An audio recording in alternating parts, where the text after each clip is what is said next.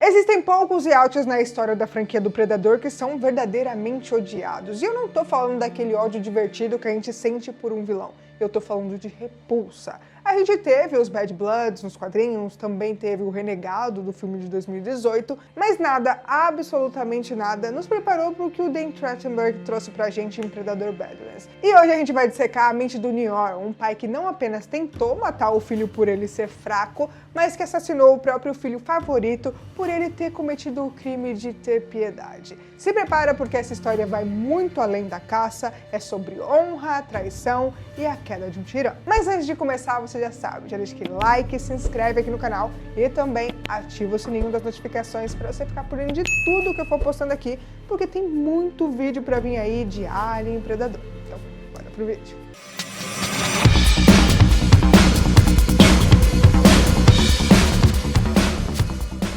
E aí pessoal, tudo bem com vocês? Se você não me conhece, acabou de chegar aqui no canal, bem-vindos, eu sou a Tayla Moitinho. Bom, a história do New York começa no lugar mais hostil que você pode imaginar, o Yacht Prime. Um mundo brutal, queimado por múltiplos sóis, onde a própria sobrevivência é um desafio diário. Não se sabe muito sobre a infância do New York, mas os registros e a sua postura indicam que ele veio de uma linhagem de caçadores de elite. Sabe aquelas famílias que carregam o sobrenome sagrado dos clãs? Era dali que ele vinha. Desde pequeno, o New York foi moldado para carregar esse legado. Não tinha espaço para brincadeiras, apenas para o treino. A sua primeira caçada lhe rendeu a marca de sangue que muitos querem conquistar bem cedo, e ao longo das décadas ele subiu na hierarquia, sobrevivendo a campanhas mortais onde a maioria perecia. Em Yacht Prime, os fracos não sobrevivem, é algo que a gente já sabe. Mas o New York não era fraco, longe disso. Ele construiu a sua reputação baseada em medo e respeito absoluto, se tornando uma figura quase mística. Quando seus dreadlocks ficaram grisalhos e a sua vitória superou o número de feridas, ele já era o líder do clã. Os seus guerreiros tratavam a sua palavra como lei divina, e foi nesse auge de poder que ele decidiu expandir a sua linhagem. O New York teve os seus filhos, e dentre os seus filhos se destacava o primogênito, o Quay, forte, leal, com a promessa viva que seu legado ia continuar. Mas tinha outro, o Deck. O Deck era diferente, menor, mais frágil. Aos olhos da sociedade que transformou a força física em religião, o Deck não era apenas pequeno, ele era um erro, um insulto pessoal a tudo que o New York tinha construído. Para nós humanos é difícil processar isso, mas tenta entrar na mente de um Yautja. Para o New York, ver o Deck crescer era como uma mancha na sua armadura que ele não conseguia limpar. A existência do garoto era considerada um problema no clã, e o resto, seguindo o exemplo do pai, tratava o garoto como uma vergonha. Enquanto o Quay era preparado para a glória, o Deck era descartado como o Runt, o nanico da linhada. É muito provável que o New York tenha tido outros filhos que não sobreviveram aos primeiros anos brutais do planeta, mas no fim sobraram apenas o prodígio e a decepção. Com o tempo, a decepção do New York endureceu e virou nojo.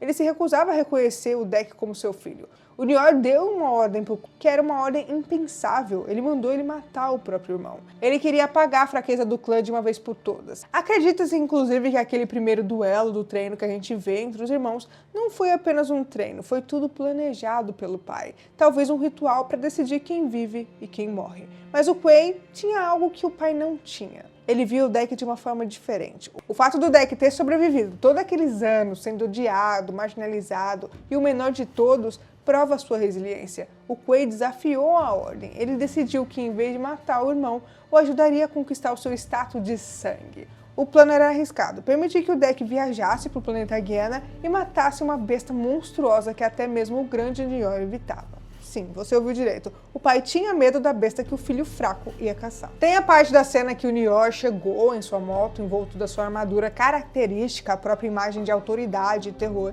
e a reação do Deck ao ver o pai é de partir o coração. Imediatamente ele saca sua lâmina de pulso, corta as próprias mãos, um gesto tradicional de submissão e respeito entre os Yautjas. Sangrando, ele saudou o pai com honra, mas o New York, ele nem olhou para o Deck. Os seus olhos estavam fixos no Quay, o filho que ousou desobedecer, para exigir saber o porquê o Quay não havia cumprido o seu dever. O Quay tentou argumentar, dizendo que o Deck merecia uma chance para caçar, de provar o seu valor como qualquer outro guerreiro, mas a paciência do Nior tinha acabado. Para ele, o Deck era uma responsabilidade, um passivo, uma fraqueza que precisava ser abatida, antes que ele infectasse o resto do clã. Quando o Quay afirmou que o Deck traria a cabeça do monstro, Nior riu, chamou o Quay de tolo e o Deck de patético. Para o Nior, a piedade não é virtude, é corrupção, e então veio a sentença final. O Nior ordenou que o Quay matasse o Deck ali, naquele momento, e para garantir que não houvesse fuga, o Nior usou o dispositivo de corrente a laser, prendendo o Deck no lugar. O que acontece a seguir é um dos momentos mais trágicos da saga. No último segundo possível, o Quay fez a sua escolha. Ele não golpeou o irmão, ele destruiu o dispositivo que prendia o Deck num movimento rápido e ativou o mecanismo que puxou o Deck para a nave. A traição foi feita ali. O Nior, sem hesitar, disparou um canhão de ombro e o Quay bloqueou com o escudo de energia, e pela primeira vez, pai e filho estavam em lados opostos de uma guerra. O Nior lutava com precisão de séculos de experiência, usando sua camuflagem para desaparecer e atacar de ângulos cegos. O Quay respondia com força, bloqueando golpe por golpe. A experiência é cruel. Dentro da nave, o Deck gritava, esmurrando as paredes, impotente, e o Nior desapareceu e covardemente cortou a mão do Quay por trás, antes de decepar o braço do próprio filho completamente. O Quay, caindo, se recusou a se render, e ele rastejou até o braço decepado, alcançou o bracelete. Enquanto o Deck implorava, através de lágrimas, o Nior entregou a lição final, uma lição que ensinava que misericórdia é sinônimo de morte. Ele cravou a espada nas costas do Quay, mas mesmo morrendo, o Quay teve o último ato de desafio. Ele usou o bracelete para lançar remotamente a nave do Deck para a órbita. O Nior assistiu furioso enquanto a nave subia e ele arrancou a espada do corpo do filho, agarrou a cabeça de Quay e cortou. Enquanto a nave do Deck sumia no céu, ele ergueu a cabeça do filho favorito. Uma coisa que eu queria lembrar vocês, que muitos fãs argumentaram, é que o Nior seria um bad blood, um predador renegado por matar o seu próprio filho.